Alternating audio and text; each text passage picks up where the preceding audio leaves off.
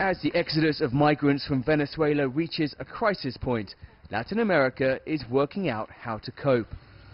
Thousands of Venezuelans fleeing hunger and hyperinflation are flooding border towns across the region, particularly Peru's border with Ecuador, where thousands of Venezuelans have requested asylum, just as the country tightened its entry requirements. Among the migrants was Araceli Pocatera, who was reunited with her 4-year-old daughter who arrived from Venezuela. It's not because we want to be here. We're out of necessity, because we were dying there in Venezuela. Over there, people don't have enough to eat. What's the point in sending money if there's nothing to buy, or if the price of something tomorrow is double what it is today?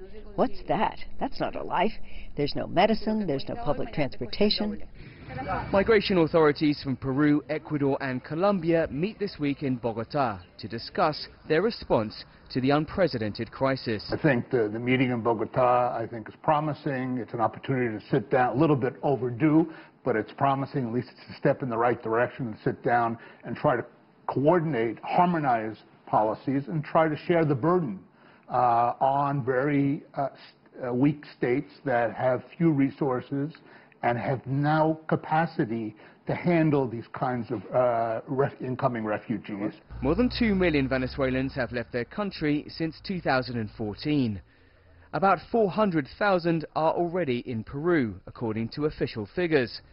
Peru has offered generous migration opportunities to Venezuelans, but those could run out as numbers swell. Since last year, Venezuelans have been able to apply for a special residency permit, which means they can work, study and get health care. But some employers have taken advantage of their situation to use them as cheap labor, which means some Peruvians are out of a job. While the government says it's not closing the door to migrants, at the street level, tensions are beginning to rise. Dan Collins, CGTN, Lima.